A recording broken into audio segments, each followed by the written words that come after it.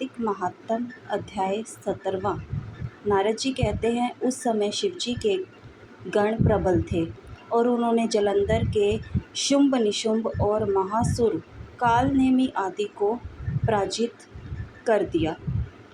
यह देखकर सागरपुत्र जलंधर एक रथ पर, जिस पर की लंबी पताका लगी हुई थी, चढ़कर युद्ध भूमि में जाकर घोर संग्राम करने लगा। इधर जयशील शंकर के गण भी युद्ध में तत्पर होकर गरजने लगे।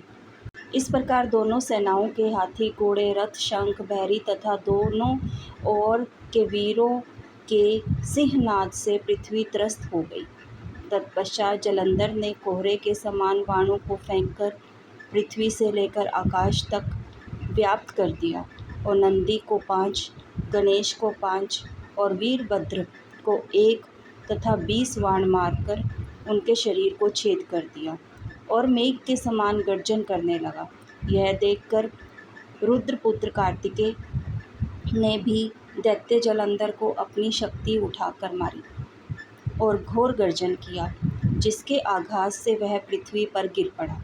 परंतु वह इतना बली था कि शीघ्र ही उठकर खड़ा हो गया और क्रोधाविष्ट होकर कार्तिकेय पर अपनी गदा का प्रहार किया।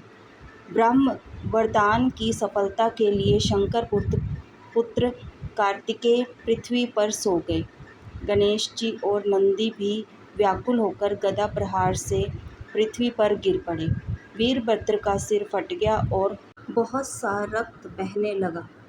वीरभद्र को पृथ्वी पर गिरा देखकर शंकर के गण चिल्लाते हुए संग्राम भूमि छोड़कर बड़े वेगे से भाग निकले।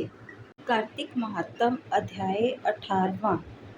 देवऋषि नारद जी ने कहा, अब रौद्र रूप महाप्रभु शंकर अपने वीर गणों के साथ नंदी पर चढ़ हंसते हुए युद्ध भूमि में आए। तब उनको आया देखकर उनके पराजित गण फिर लौट आए और सिंहनाद करते हुए आयुधों से दैत्यों पर प्रहार करने लगे। भीषण रूपधारी रुद्र को देख दैत्य भागने लगे।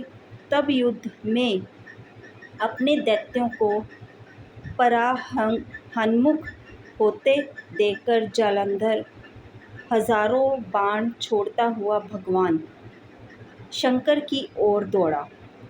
उसने शुंभ निशुंभ आदि वीर भी क्रोध से अपने होठों को काटते हुए भगवान शंकर की ओर दौड़े। इतने में भगवान शंकर ने जलंधर के सब बाण जालों को काटकर अपने गणों करके अपने अन्य बाणों की आंधी से दैत्यों को पीड़ित कर दिया। खंडगोरमा नामक दैत्य को अपने फरसे से मार डाला। बलाहक का भी सिर काट दिया। धसमर भी मारा गया और शिवगण चिशिखा ने प्रचंड नामक दैत्य का सिर काट डाला। किसी को शिवजी के बैल ने मारा और कई उनके बाणों से मारे गए। यह देखकर जालंधर अपने शुंभ आदि दैत्यों को धिक्कारने लगा और भयभीतों को धैर्य देने लगा, पर किसी प्रकार भी भयग्रस्त दैत्य दोबारा युद्ध भूमि में आने को तैयार न हुए। दैत्य सेना ने पलायन किया। तब महाक्रुद्ध जालंधर शिवजी को अपनी ओर ललकारने लगा। साथ ही उसने 70 बाण मारकर शिवजी को दग्ध कर दिया तथा और भी बहुत से बाणों का प्रहार किया।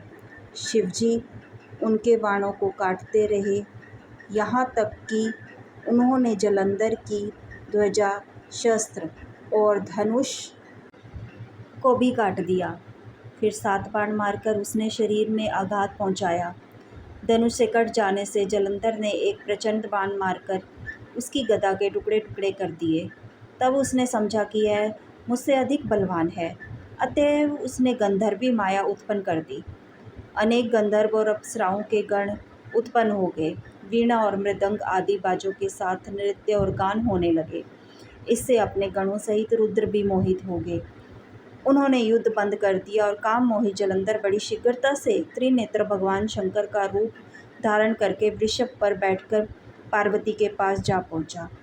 उधर जब पार्वती ने अपने पति को आते देखा तो सखियों के साथ त्याग दिया और आगे आई, पर पार्वती को देख कामातुर जलंधर का प्रियपतन हो गया और उसने पतन से वह जड़ भी हो गया। गौरी ने उसे दानव समझा। वह अंतर्ध्यान होकर उत्तर की ओर मानस पर चली गई। तब वहां पार्वती को न देखकर जालंधर फिर शिवजी की ओर लौटा। उधर पार्वती ने भगवान विष्णु को बुलाकर दैत्य धन का वह कृत्य कहा और यह प्रश्न किया कि आप इससे अवगत हैं। भगवान विष्णु ने हाथ जोड़कर सिर नमाकर उत्तर दिया, आपकी कृपा से मुझे सब कुछ ज्ञात है। हे माता, जो आज्ञा हो पालन करूं। जगत माता ने विष्णु से कहा, उस दैत्य जो मार्ग खोला है उसका अनुसरण उचित है। तुम्हें आज्ञा देती हूँ कि तुम जाकर स्त्री का पतिव्रत भ्रष्ट करो। वह दैत्य तभी मरेगा। पार्वती की आज्ञा यह पाते ही भगवान विष्णु उसको शिरोधार्य कर छल करने के लिए जालंधर के नगर की ओर गए। तो कृपया लाइक, शेयर, सब्सक्राइब अवश्य करें। धन्यवाद।